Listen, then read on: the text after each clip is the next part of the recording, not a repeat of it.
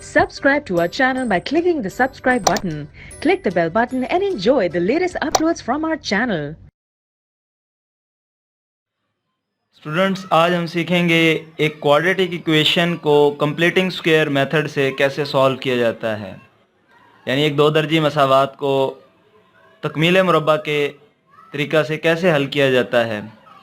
तो इसके लिए हम इसको स्टेप बाय स्टेप इसको समझेंगे। देखिए, इसके लिए मैंने यहाँ पर एक एग्जांपल ली है क्वाड्रेटिक इक्वेशन की, और ये क्वाड्रेटिक इक्वेशन जो मैंने लिखी है ये स्टैंडर्ड फॉर्म में है। और एक क्वाड्रेटिक इक्वेशन जो होती है हमारे पास, उसमें जो highest degree of the variable जो होता है हमारे पास वो 2 होता है, और उसके बाद एक लीनियर वेरिएबल यानी जिसकी वैल्यू जो हमारे पास होती है, जिसकी पावर जो होती है वो 1 होती है, और एट द एंड हमारे पास एक कांस्टेंट होता है। तो ये हमारे पास एक स्टैंडर्ड फॉर्म में क्वाड्रेटिक इक्वेशन मौजूद है। तो इसको अब स्टेप बाय स्टेप हम देखेंगे कि इसको किस तरह से कंप्लीटिंग स्क्वायर मेथड से सॉल्व किया जाता है। तो सबसे पहले तो हम जो हमारे पास एट द एंड मौजूद जो कांस्टेंट है, सबसे पहला स्टेप ये है कि कांस्टेंट को जो हमारे पास एट द एंड मौजूद है इसको हम दूसरी तरफ लेकर जाएंगे। कांस्टेंट को दूसरी तरफ लेकर जाना है, यानी अब हम इसको लिख लेते हैं इस तरह से 7x² प्लस 2x, और ये जो -1 हमारे पास यानी जो कांस्टेंट है इसको हम दूसरी तरफ ले जाएंगे, तो ये माइनस का है 1, तो दूसरी तरफ ये इक्वलिटी से दूसरी तरफ जाएगा तो ये +1 हो जाएगा इधर। उसके बाद जो दूसरा स्टेप हम करेंगे, दूसरा स्टेप हमारा कंप्लीटिंग स्क्वायर को हल करते हुए होता है कि जो हमारे पास सेकेंड डिग्री वेरिएबल है, यानी जिस वेरिएबल की पावर हमारे पास 2 है उसके साथ जो मौजूद कोफिशिएंट है इसको हमने खाली करना होता है। यानी दूसरा स्टेप हम लिखेंगे सेकेंड डिग्री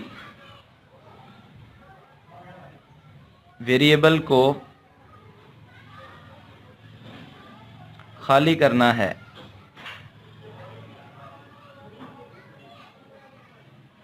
यानी इसके साथ जो मौजूद कोफिशिएंट होगा उसको हमने क्या करना है, खाली कर देना है बिल्कुल, यानी इसके साथ कोई वैल्यू ना रहे।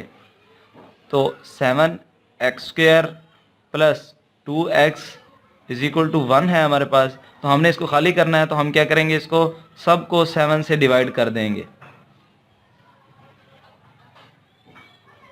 सबको 7 से डिवाइड कर दिया हमने, उसके बाद फिर इसको मज़ीद हम लिख लेते हैं ऐसे x² plus 2/7x 2/7x is equal to 1/7। अब जो थर्ड स्टेप हमारे पास होगा वो ये होगा कि जो लीनियर वेरिएबल है, यानी जिस वेरिएबल की पावर हमारे पास 1 है उसके साथ जो मौजूद कोफिशिएंट हमारे पास है, जो यहाँ पर 2/7 है, उसको हम रफ वर्क में साइड पे लिख लेंगे ऐसे 2/7, और उसको हमने हमेशा 1/2 से मल्टीप्लाई करना है, 1/2 से। और 1/2 से जब मल्टीप्लाई करेंगे तो उसको देखना है कि अगर इसको सिंप्लीफाई किया जा सकता है तो हम इसको सिंप्लीफाई करेंगे, नहीं तो इसको एज इट इज़ मल्टीप्लाई कर देंगे। देखें, इस केस में हम इसको सिंप्लीफाई कर सकते हैं, 2 को 2 के साथ कैंसिल किया जा सकता है। तो सिंप्लीफाई करने के बाद जो आंसर हमारे पास आएगा वो आएगा हमारे पास 1/7।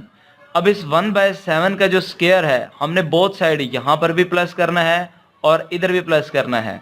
तो तीसरा स्टेप हमारे पास होगा कि लीनियर वेरिएबल के साथ मौजूद जो कोफिशिएंट है उसको 1/2 से मल्टीप्लाई करने के बाद सिंप्लीफाई करना है, अगर सिंप्लीफाई किया जा सकता है। अगर नहीं किया जा सकता तो फिर उसको एज इट इज़ यहाँ पर मल्टीप्लाई करके और जो उसका जवाब आएगा उसका स्क्वायर हम बोथ साइड पर ऐड करेंगे। तो सिंप्लीफाई करने के बाद जो हमारे पास जो आंसर आया है वो है 1/7। तो यहाँ पर हम लिखेंगे कि 1/7 जो सिंप्लीफाई करने के बाद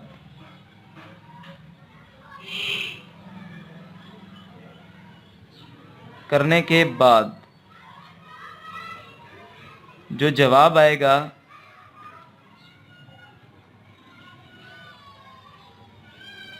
उसको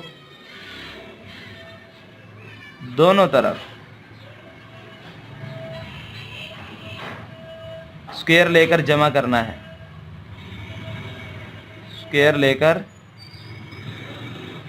जमा करना है, ऐड करना है। तो कैसे करेंगे, देखें, x का स्क्वायर प्लस 2/7 x, अब 1/7 का हमें स्क्वायर इधर भी ऐड करना है, और 1/7 ये पहले से जो हमारे पास मौजूद है, और इसके साथ हम लेंगे प्लस 1/7 का स्क्वायर। और अब हमने क्या करना है, इसका स्क्वायर कंप्लीट करना है। अब इसका स्क्वायर किस तरह से कंप्लीट करेंगे हम, देखिए इसको भी हम ब्रैकेट में ही लिख लेते हैं। स्क्वायर इस तरह से कंप्लीट करना है, ये देखें दो वैल्यूज़ हमारे पास, ये और ये वैल्यू जो हमारे पास है ये स्क्वायर के अंदर मौजूद है। तो स्क्वायर कंप्लीट करने के लिए जो ये इन ब्रैकेट्स के अंदर जो वैल्यू मौजूद होगी, यहाँ पर भी देखें ब्रैकेट्स के अंदर जो वैल्यू मौजूद है हमारे पास x है, और यहाँ पर जो ब्रैकेट के अंदर जो मौजूद हमारे पास वैल्यू है वो है 1/7। तो हम इन ब्रैकेट्स के अंदर वाली वैल्यूज़ को एज इट इज़ उतार लेंगे। देखें x की वैल्यू यहाँ पर एज इट इज़ आ जाएगी, और ये 1/7 की वैल्यू भी यहाँ पर एज इट इज़ आ जाएगी। अब दरमियान में प्लस आएगा या माइनस आएगा, वो ये सेंटर वैल्यू जो हमारे पास होगी इससे पता चलेगा। अब देखिए यहाँ पर अगर प्लस है तो यहाँ पर हम प्लस लिख देंगे, अगर यहाँ पर माइनस होता तो यहाँ पर हम माइनस लिख देते। तो इस तरह से इसका स्क्वायर कंप्लीट हो गया। अब इज इक्वल टू हमारे पास है 1/7 प्लस, और 1/7 का होल स्क्वायर हमारे पास यहाँ पर है, तो 1 का स्क्वायर 1 आएगा, और 7 का स्क्वायर हमारे पास आएगा 49। अब हम इसको मज़ीद सिंप्लीफाई कर लेंगे, x plus 1/7 whole square is equal to 1/7 plus 49। चलिए तो स्टेप वैसे लिख लिया मैंने, इसको दोबारा हम कर लेते हैं। इसका हमें यहाँ पर लेना पड़ेगा एलसीएम। 7 और 49 का जो एलसीएम आएगा हमारे पास वो आएगा 49।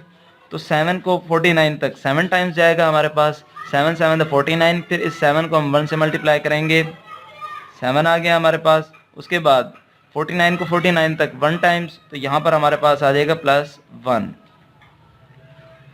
तो इसको हम एज इट इज़ लिख लेते हैं, x plus 1/7 whole square.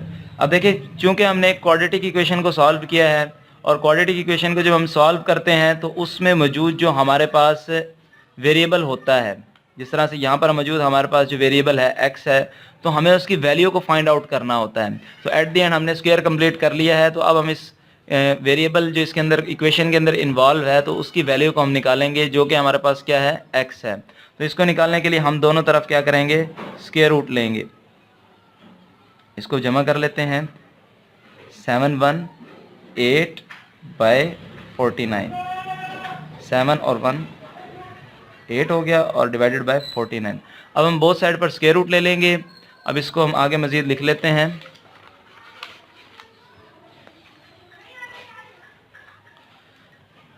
x plus 1/7 whole square is equal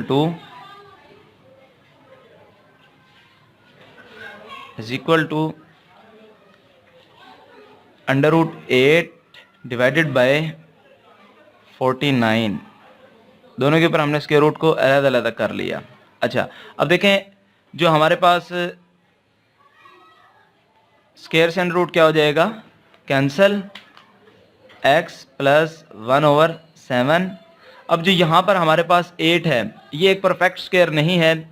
अगर हम इसका स्क्वायर रूट लें तो हम इसको प्राइम फैक्टराइजेशन से सिंप्लीफाई कर सकते हैं। 2 4 द 8, 2 2 द 4, 2 1 द 2। तो अब इसको हम इस तरह से लिख सकते हैं कि √2 मल्टीप्लाई बाय 2 मल्टीप्लाई बाय 2। तो अब ये 2 का स्क्वायर हो जाएगा हमारे पास, और ये 2 वैसे ही, और स्क्वायर से अंडर रूट कैंसल, तो ये तो हमारे पास बाहर निकल कर आ जाएगा अंडर रूट से, और ये 2 नहीं निकल कर आएगा। तो इसको सिंप्लीफाई करके हमने यहाँ पर 2√2 लिख लिया।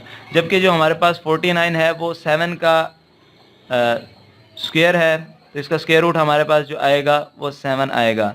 और आपको पता है कि जब भी हम स्क्वायर रूट निकालते हैं तो उसके साथ प्लस और माइनस आता है। और ये प्लस और माइनस क्यों आता है?